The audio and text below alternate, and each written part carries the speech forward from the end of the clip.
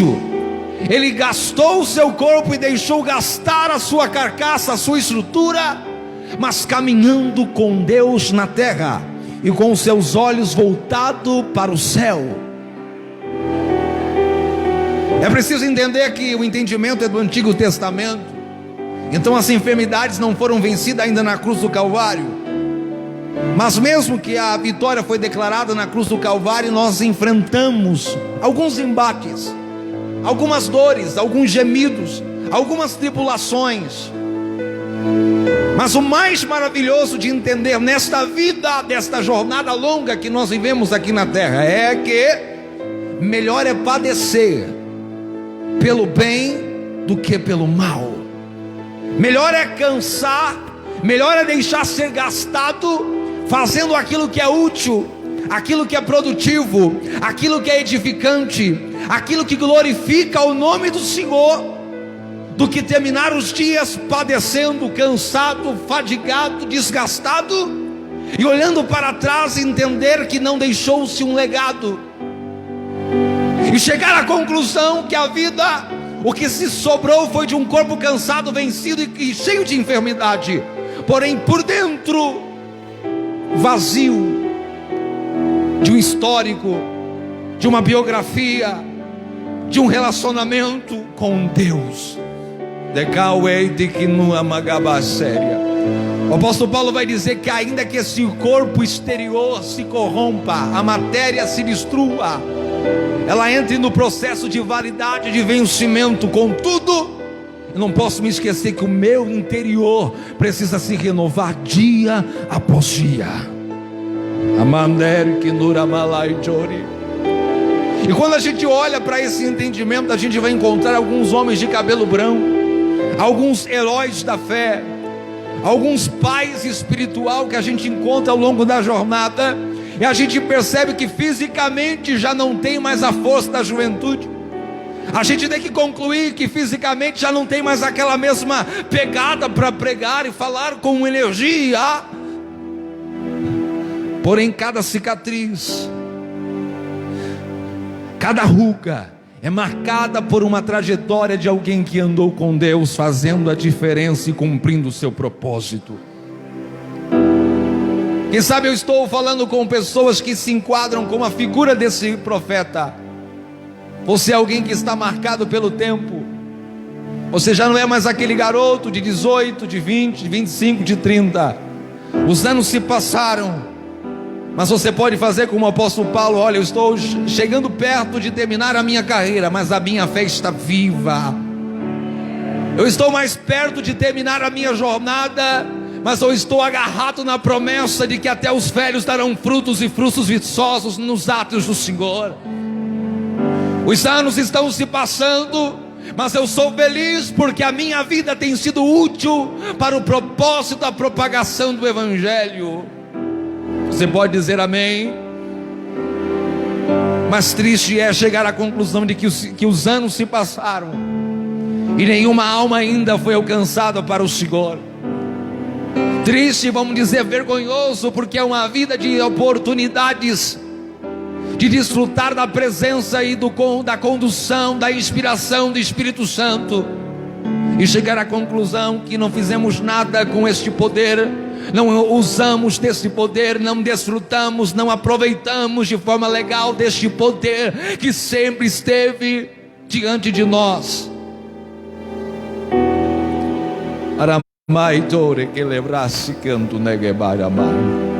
Quantos de nós vão terminar os dias e o que vai restar são momentos de comunhão, momentos de sensação de poder, momentos de arrepio, momentos de quebrantamento? Tudo isso faz parte da nossa teologia pentecostal, do nosso culto fervoroso. Mas uma vida pentecostal, uma vida profética não se reduz a sentimentos, não se reduz a emoções, não se limita a arrepios, mas vai muito mais além do que sensações, mas vai além, ao alcance de resultados, de alcançar vida, de deixar um legado, de transformar família, de influenciar uma sociedade, de tocar um bairro, de tocar uma família, de tocar uma nação. Este é o poder que para nós foi reservado. E nos últimos dias vereis sinais nos céus e na terra, e esses sinais devem acontecer através da minha vida e da sua vida, pelo poder da fé, pelo poder da oração, pela ousadia e pela autoridade que foi conquistada na cruz do Calvário.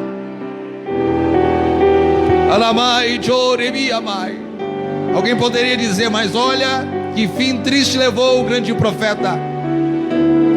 O homem que gritou, alcançou as nações, agora caído e deitado numa cama, sozinho.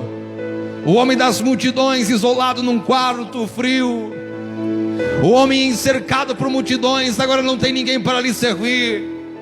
Poderia se pensar que é um triste fim de um homem de Deus, porém a presença de Deus na vida de alguém que tem andado com Ele é algo extraordinário que poucos têm desfrutado nos dias atuais. Uma vida vazia tem marcado a maioria dos cristãos. Uma vida sem experiências com Deus. Uma vida sem visões, sem revelações, sem sonhos proféticos. Sem lágrimas diante da Bíblia aberta na madrugada ao amanhecer. Aqui está a figura de um homem do qual precisamos nos identificar. Os anos vão se passar. Hoje eu tenho 31 anos. Se Jesus não voltar, eu vou chegar à idade do meu pai que está com 57. Vou chegar à idade dos demais com 80. Mas eu preciso entender que a noite é chegada e o dia é passado, e eu preciso me revestir das armas da luz. Eu preciso acordar para a realidade de que o tempo passa muito rápido. Há uma velha canção poética que diz que os dias correm e com ele não volta atrás. Os dias correm velozmente, a gente não consegue lutar contra o tempo, mas a gente precisa fazer o que Paulo disse: eu preciso remir o tempo. O que é remir o tempo? Eu preciso aproveitar cada segundo, cada minuto, cada hora, cada dia, cada ano, cada mês, para que o nome dele seja glorificado.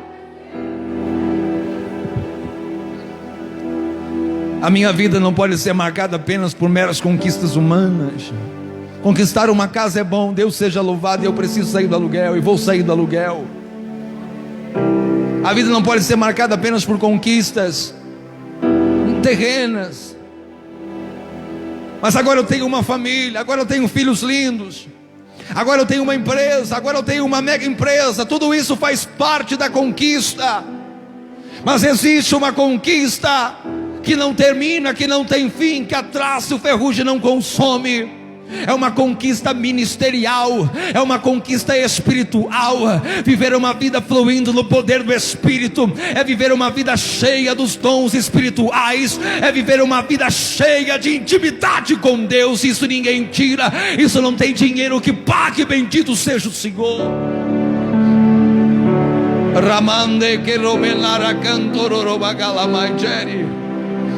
Gaste tempo para que tenha força espiritual. Gaste tempo para que os demônios respeitem o seu nome e a sua presença. Gaste tempo com Deus. Invista tempo na presença de Deus e a família inteira será transformada. Invista o seu tempo com Deus e você terá muitas alegrias, muitos testemunhos que serão contados. A figura de um profeta velho, doente. Aí você vai ler a primeira carta de Paulo aos Coríntios, capítulo 9. Olha aqui também. Capítulo 9, versículo 23. O apóstolo Paulo vai dizer assim: tudo faço por causa do Evangelho, com o fim, com o propósito de me tornar cooperador com ele. Você sabe que Paulo foi um grande homem, um homem que foi além do seu tempo, foi além do comodismo, foi além, ele ignorou a preguiça, o cansaço. Ele era um velho homem, cheio de Deus. Ele vai dizer: tudo faço, tudo que é preciso, tudo que é necessário, por causa do Evangelho, por causa de um bem maior, por causa do Evangelho. O Evangelho é a boa nova, o Evangelho é mensagem de esperança, o Evangelho é mensagem que alcança e toca e transforma o pecador, com o fim de me tornar cooperador com Ele. Sabe o que Paulo está dizendo? O meu Cristo foi útil por 3 anos e meio, o meu Cristo fez a diferença, o meu Cristo aproveitou o tempo, o meu Cristo fez de tudo para cumprir o propósito do Pai, e eu ainda estou tentando, estou lutando para me tornar ainda cooperador com Ele. Nas entrelinhas Paulo está dizendo: olha, mesmo com toda boa intenção, ainda tenho atrapalhado um pouco. Mesmo com as boas intenções, a vontade, o empenho, a dedicação, ainda sou um tanto como um atrapalho. Eu acabo atrapalhando mesmo querendo ajudar, mas eu ainda continuo com o propósito. Eu quero chegar à estatura de um cooperador como Ele. Eu quero cooperar com o reino, eu quero cooperar com o Evangelho e fazer a diferença. Paulo não está dizendo que eu sou o grande cooperador, ele está dizendo: olha, eu estou fazendo de tudo para me tornar um cooperador com eles, com Ele. E a pergunta é: você tem cooperado com o reino de Deus? O reino de Deus tem crescido através da minha vida, da sua vida. Vidas têm sido alcançadas, o reino de Deus tem sido abençoado através das nossas vidas. Você está cooperando?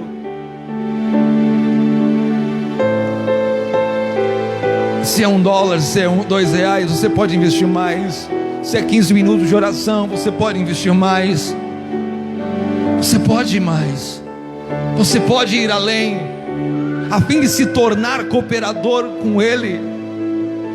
E Paulo vai dizer assim: olha, não sabeis vós que os que correm no estádio, todos na verdade correm, mas um só leva o prêmio. Correi de tal maneira que o alcanceis. Corra de uma tal maneira. Essa palavra tal é a mesma que se enquadra em João 3,16, porque Deus amou o mundo de tal maneira. O apóstolo encontrou, o pastor José, uma palavra mais cabível para encaixar no texto, para descrever a verdade. Então ele falou: de tal maneira, uma expressão. Corra de tal maneira que você alcance. Não se empenhe, não se entregue, não se mova, não caminhe para chegar daqui na próxima esquina, para chegar na metade da jornada, mas para ir até o fim. O último versículo do livro do profeta Daniel diz assim: tu, porém, vai até o fim. Olhe para quem está do seu lado e diga assim para ele com o dedo de profeta: tu, porém, vai até o fim.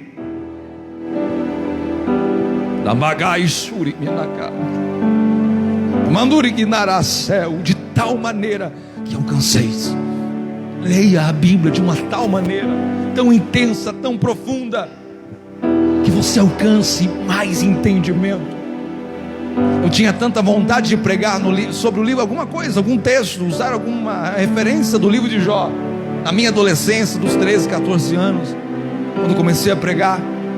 Eu achava o livro de Jó tão complicado, um discurso filosófico dos amigos de Jó tão complicado, tantos pensamentos, tantas opiniões, um livro tão complexo.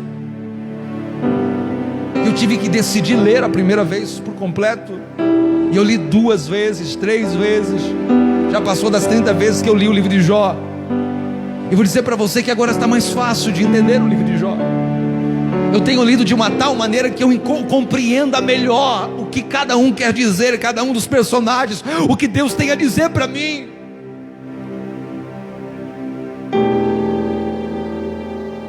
Alguém vai dizer assim: não, mas fulano tem estudo, outro tem faculdade. Meu irmão, o Espírito de Deus é um professor presente.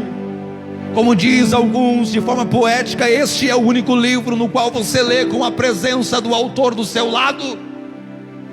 mesmo estando no alto de uma montanha, no lugar mais profundo, entre os mares, em qualquer lugar em que você abre a Bíblia Sagrada, o autor está presente para auxiliar você, para alcançar entendimento da verdade do Evangelho.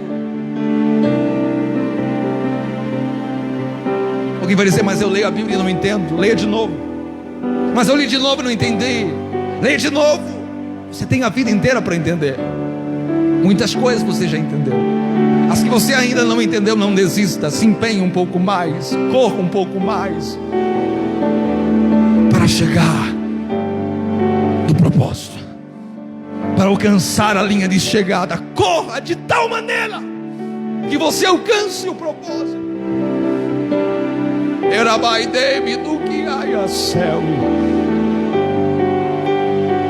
Um atleta que está correndo, e ele vê os outros atletas avançando, passando na frente dele. Ele precisa puxar mais fôlego, ele precisa puxar das entranhas coragem, decidir se empenhar um pouco mais para alcançar o objetivo. Todo atleta em tudo se domina. Aqueles para alcançar uma coroa corruptível, nós porém a incorruptível. Os atletas das Olimpíadas, os jogadores de futebol, é muito treino, são muitas horas, é muita dedicação, treinando o corpo para o propósito, treinando a respiração, treinando, dominando a mente, as emoções.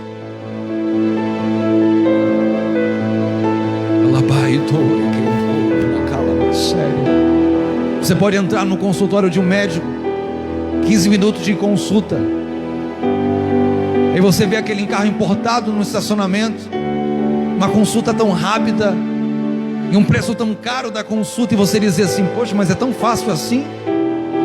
E a pergunta é, quantas horas mal dormida? O amigo chamou para jogar bola, ele disse, não posso, eu tenho que estudar um livro, tenho uma prova. Nós temos férias, vamos passear, vamos viajar, vamos fazer isso, eu tenho que estudar, eu tenho que me dedicar. Uma longa jornada foi percorrida. Domínio próprio. Todo atleta se domina. Eu não vou fazer outra coisa a não ser ler neste momento. Eu não vou atender ninguém a não ser atender a Deus, conversar com Deus neste momento. Eu não vou confundir as tarefas e as atividades. Neste momento integral é para Deus. Eu preciso crescer espiritualmente, eu preciso aprender mais de Deus. Alguém vai dizer assim para mim, poxa, mas eu nunca frequentei uma faculdade teológica. E a minha pergunta é, quantos anos de crente você tem? Quantos cultos você frequentou? Quantas vezes ouviu as mensagens sendo pregadas? Quantas vezes textos foram lidos diante de você? Eu conheço pessoas que não sabem ler, mas todos os versículos que são citados ela guarda no coração e ela sabe recitar. Uma dedicação, uma paixão. Todo atleta em tudo se domina. Aqueles para alcançar uma coroa corruptível, nós porém a incorruptível. Verso 26, assim corro também eu, não sem meta, assim luto, não como desferindo golpes no ar. Qual é o seu objetivo nesse ano como um obreiro da casa do Senhor? Qual o seu objetivo? Eu sou presbítero, me deram unção, fui separado. Então o presbítero ele auxilia no ensino.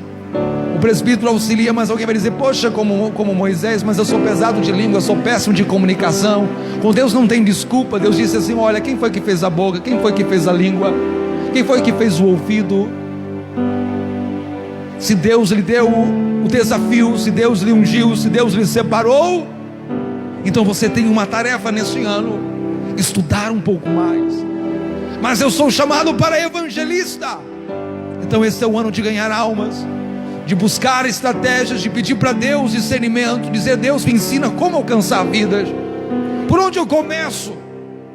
Pegue nome de pessoas, nome de familiares, coloque na oração e comece a fazer campanha, oração e clamar para Deus salvar. Se empenhe.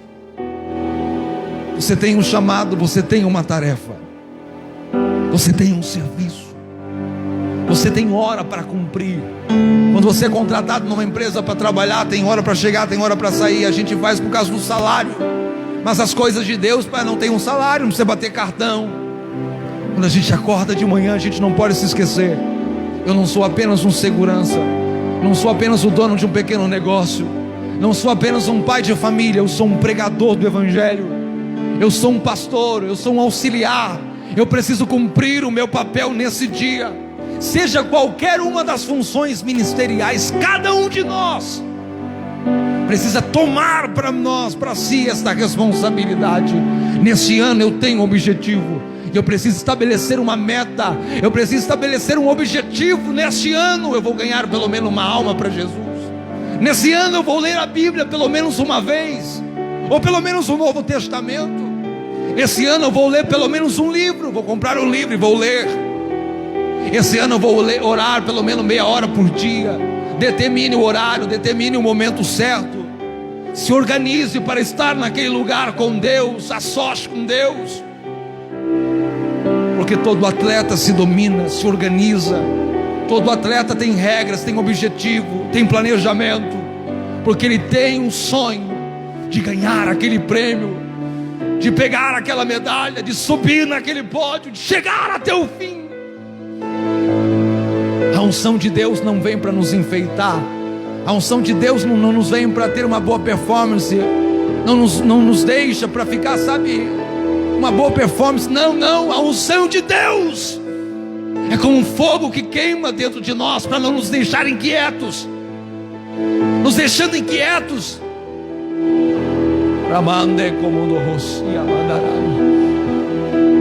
fogo de Deus quando queima dentro de alguém, quando alguém é cheio do Espírito Santo, meu irmão. A minha pergunta às vezes: Deus, eu me pergunto, que batismo é esse que eu fui batizado, que eu estou tão quieto? Que batismo de fogo é esse que eu fui batizado e me encontro tão quieto? Porque batismo de... Experimenta entrar no meio de uma fornalha, pisar descalço no fogo, para ver se você não começa a se mexer. Batismo de fogo não nos deixa quieto. Batismo de fogo nos queima, nos toca, nos faz sentir algo diferente, nos faz se mexer.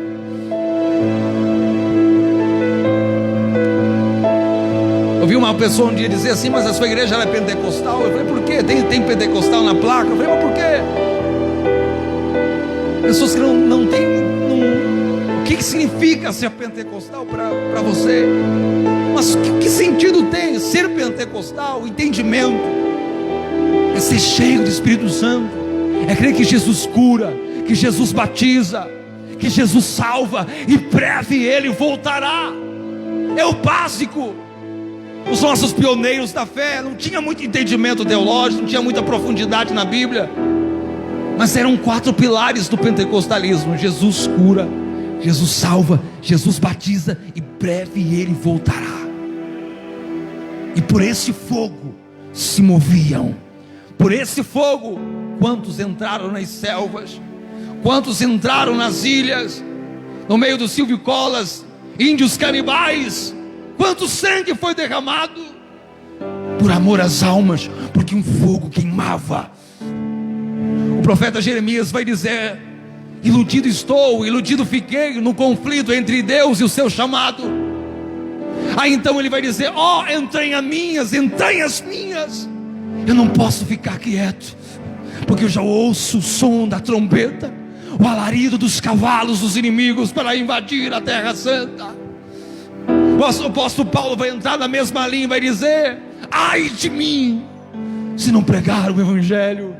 Ai de mim, porque há um fogo, há uma chama que queima. E a pergunta é: como você vai terminar seus dias? Olha o que diz: assim corro também eu, não sem meta. Todo cristão tem que ter uma meta. Primeiro dia desse ano eu comecei uma meta. Eu não aceito terminar o ano, pelo menos chegados da minha família, os mais próximos, sem ter entregado a vida para Jesus. É uma meta, é um objetivo, e eu tenho esse objetivo, e eu preciso dedicar tempo para determinar, para declarar, para guerrear nas regiões celestiais, onde as batalhas acontecem, e tomar os meus familiares de volta, e introduzi-los no caminho que conduz a Sião.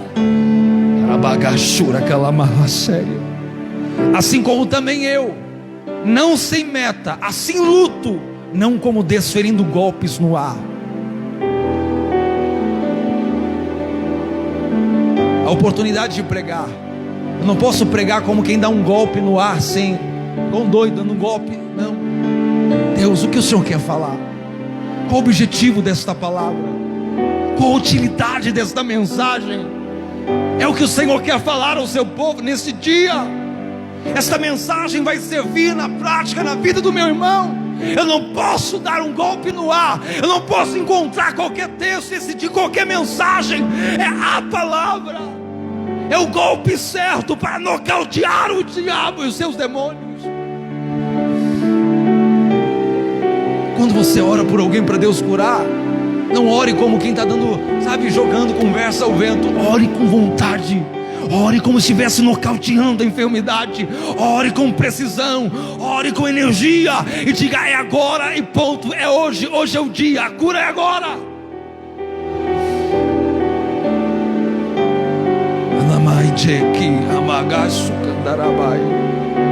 Eu não é desferindo golpe, não, é preciso.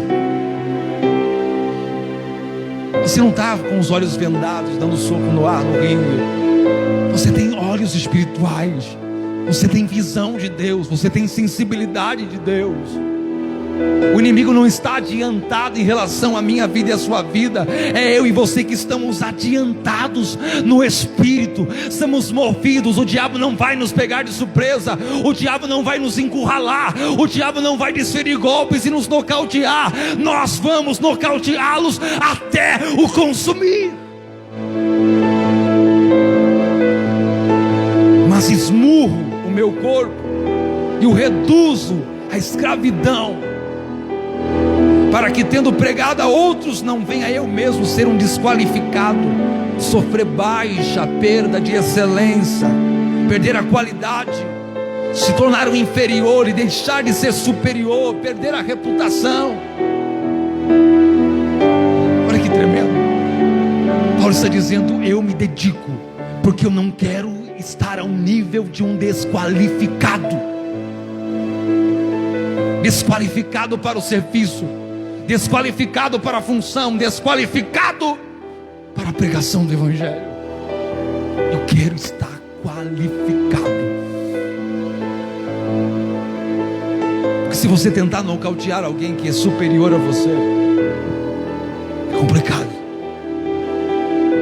Paulo está dizendo: não posso ser inferior aos meus inimigos. Eu preciso entender o nível superior que Deus me colocou.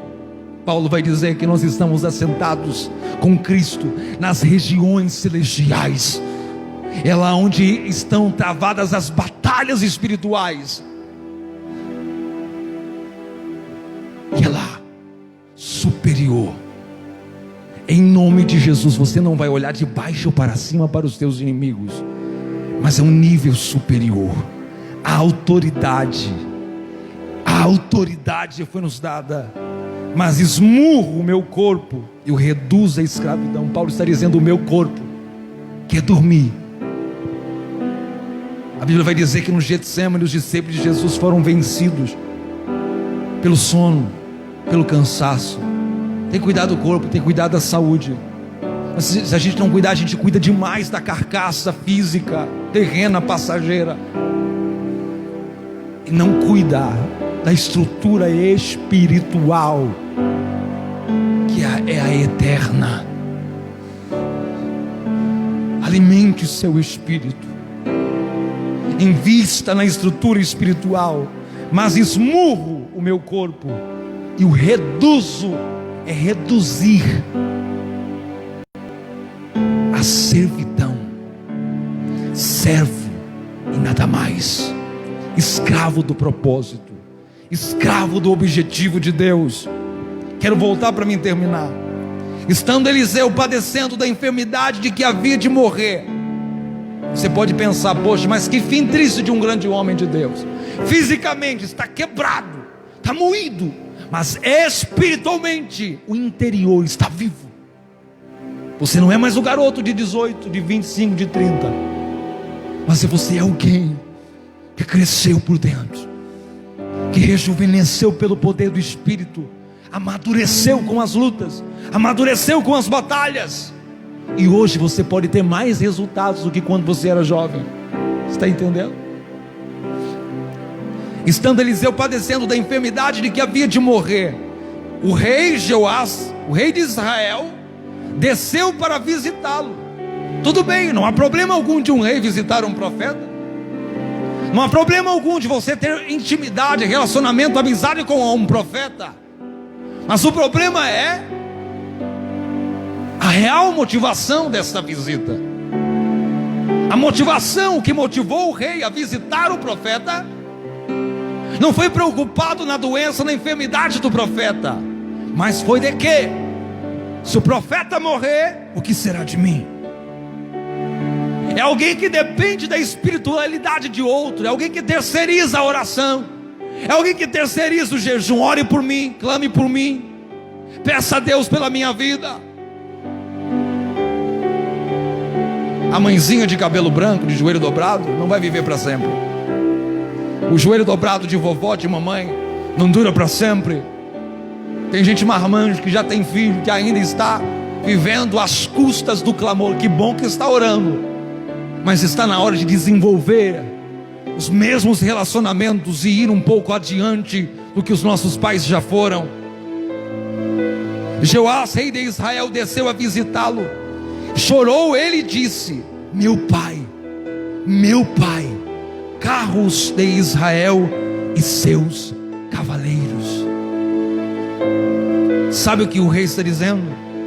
O rei está elogiando o profeta, e o rei ainda vem com lágrimas nos olhos. A lágrima fabricada é o teatro. Homem de Deus, como você é importante para Israel. Você é um grande pai desta nação. Nós precisamos de você. Como quem, mas nas entrelinhas está dizendo: mas você está indo embora, o que será de nós? A figura do profeta Eliseu, velho, doente, é a figura de grandes homens de Deus que ainda existem. Eu estou falando dos mais velhos, pioneiros, grandes colunas, pioneiros, homens e mulheres de Deus, estão terminando. Você sabe, a maioria, 90, 80, eles estão indo. No meio da pandemia, uma boa parte a mais foi mais rápido. Eliseus, Miriams, profetisas, homens e mulheres de oração. E Deus está dizendo: agora é a nossa vez. Precisamos redobrar o clamor, porque eles não estarão aqui. E a gente precisa se atualizar na intimidade com Deus, como os nossos pais se atualizaram com o tempo. Você precisa se atualizar ministerialmente, espiritualmente com Deus. Eu já estou terminando. Meu pai, carros de Israel e seus cavaleiros. Então lhe disse Eliseu, está fazendo referência quando a cidade foi cercada, os cavalos. Você conhece a história? Então lhe disse Eliseu: toma um arco e flechas. O rei vem chorando, é a figura do rei. Mas o velho profeta, cansado, deitado, mesmo assim, fisicamente quebrado, mas espiritualmente vivo, não se deixou ser levado pelo melancolismo, pela infantilidade do rei, pelo choramingo, como diz o povo, pelo teatrinho do rei, pela performance do rei, jovem rei. Meu pai. Profetas velhos não são levados por aplausos e nem por elogios. Na maioria das vezes são os jovens que são tomados por esta vaidade. E aqui está um profeta que não se deixa levar pela vaidade e pelo elogio. Ele não tem um lenço para enxugar as lágrimas do rei. mas ele tem uma palavra de ordem. E Deus manda lhe dizer nesta noite: eu não tenho lenço para enxugar os seus olhos, eu tenho uma palavra de ordem, eu tenho um serviço para você. Vai, não tem problema em chorar, vai andando e chorando, mas não fica parado. Não tem problema em chorar, mas continua andando, não pare para chorar. Ande caminhando e chorando, mas levando a boa semente. Era mais de conto na covacel. Então lhe disse Eliseu, nas entrelinhas: não tenho lenço para você, eu não tenho cortesia para você, eu tenho uma palavra de ordem. Toma um arco e flechas. E ele tomou um arco e flechas. E disse o rei de Israel: organiza o arco, organiza a ferramenta, toque nela, pegue ela, manuseie ela de novo. Quantas ferramentas estão guardadas, enterradas, abandonadas num quarto escuro? Quantos dons que nunca mais foram usados, exercidos? Quantos ministérios não estão mais na ativa e só sobrou o título?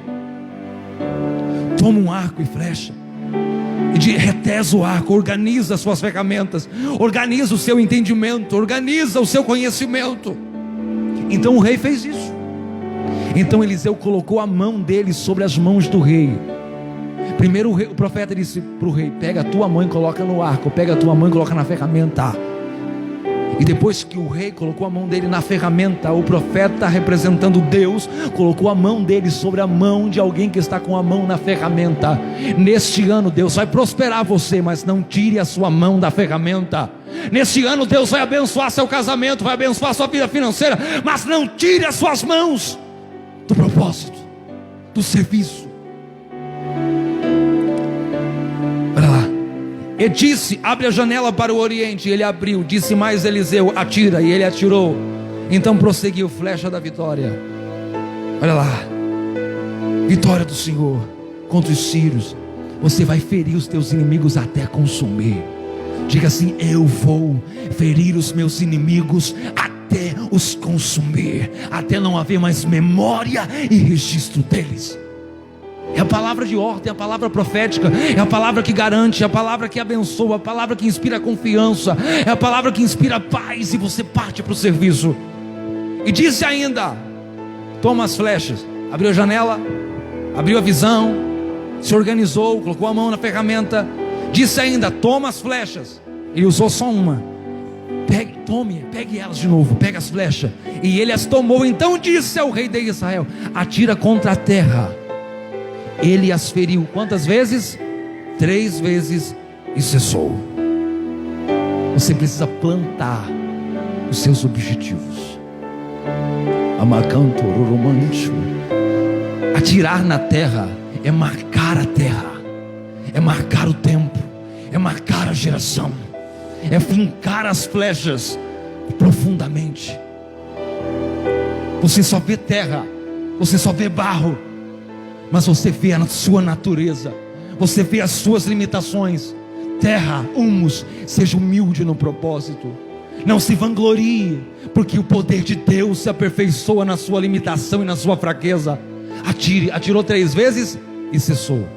Eu termino dizendo: o profeta, mesmo velho, cansado, doente, se indignou no leito e disse: olha lá, 5 ou 6 vezes as deveria, é o teu dever, é a sua responsabilidade ter ferido a terra.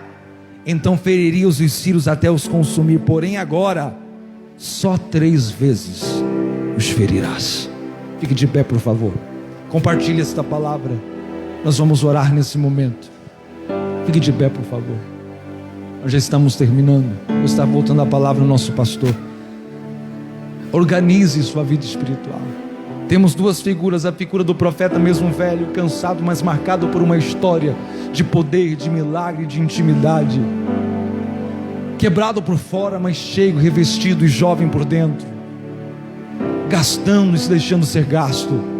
E uma outra figura da qual não podemos nos identificar com ela, não podemos nos tornar como ela, e se assim somos, precisamos mudar de lado, precisamos trocar as figurinhas e ser como Eliseu.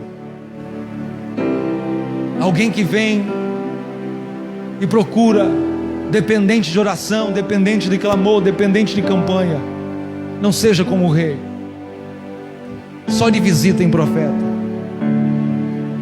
mas entre na presença de Deus. O rei tinha uma nação para salvar, tinha um povo para proteger, tinha uma família para proteger, tinha um exército para influenciar, tinha nações para alcançar, tinha uma riqueza para administrar.